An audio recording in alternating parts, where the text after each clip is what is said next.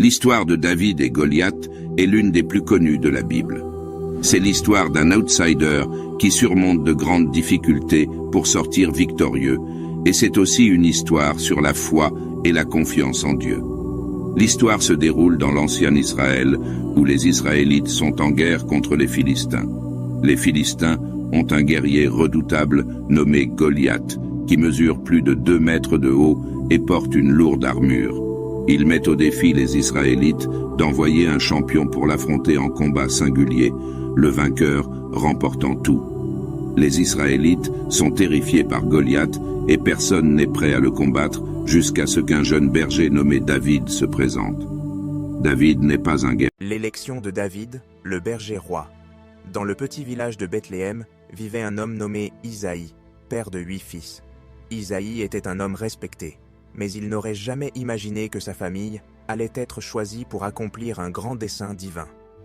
Un jour, Dieu parla à son prophète Samuel et lui dit « Je me suis choisi un roi parmi les fils d'Isaïe. Va-t'en à Bethléem, car c'est là que je te conduirai. » Samuel, obéissant à la voix de Dieu, prit une corne d'huile pour oindre celui que le Seigneur lui montrerait.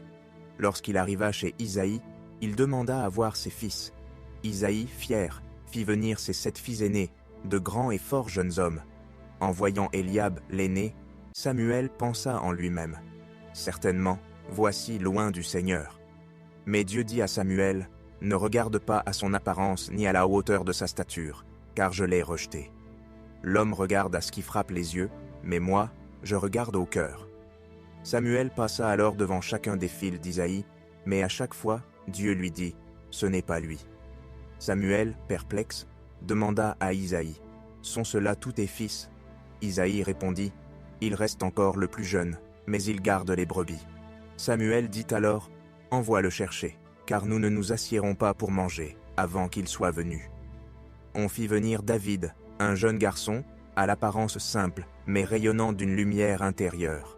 Dès qu'il arriva, Dieu dit à Samuel « C'est lui, lève-toi, et oins-le, car c'est lui que j'ai choisi. » Samuel prit la corne d'huile et oignit David au milieu de ses frères. À cet instant, l'Esprit de Dieu descendit puissamment sur David et ne le quitta plus. Les frères de David furent stupéfaits. Pourquoi Dieu avait-il choisi le plus jeune, celui qui était ignoré, pour une mission si grande? Mais David, avec un cœur humble, ne chercha pas à comprendre. Il retourna garder les brebis, sachant que Dieu préparait quelque chose de grand pour lui. Leçons à retenir. 1.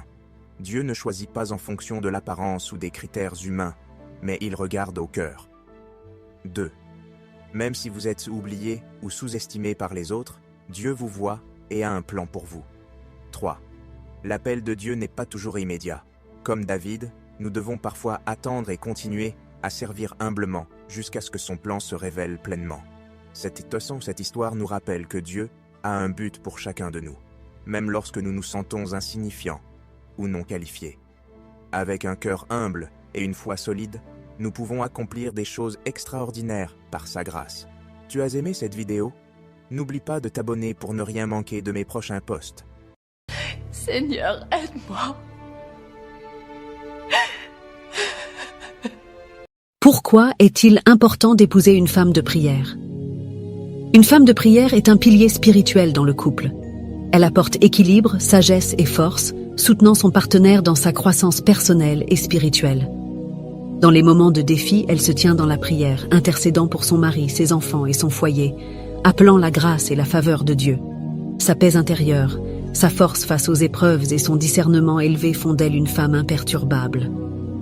Elle puise sa sagesse dans la parole de Dieu et développe une empathie profonde, offrant une écoute attentive et un soutien indéfectible. Si ta femme n'est pas une femme de prière, tu risques de faire l'AVC direct.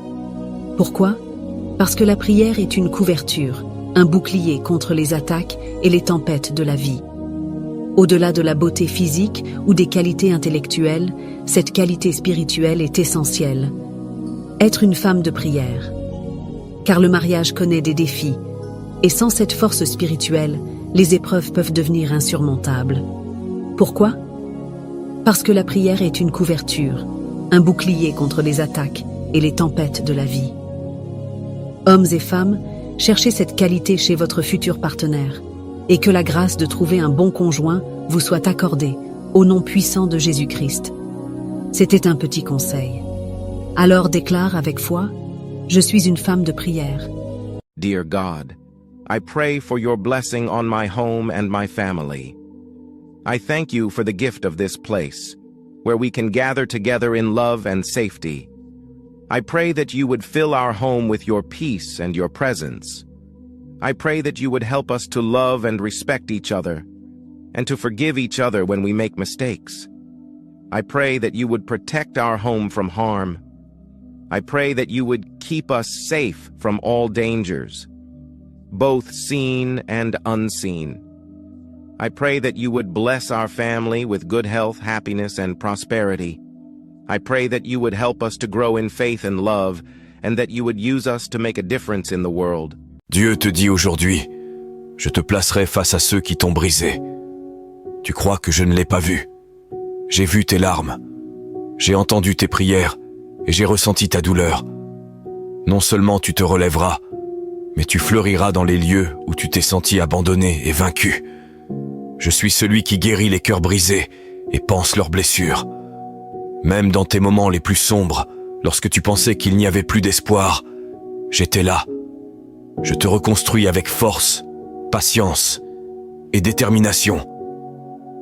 Pas seulement pour que tu surmontes les épreuves, mais pour que tu deviennes un phare d'espoir pour ceux qui traversent des chemins difficiles. Fais-moi confiance, car ce que je prépare pour ta vie sera bien plus grand que ce que tu as perdu. Je suis ton refuge, ta forteresse, et je marcherai toujours avec toi.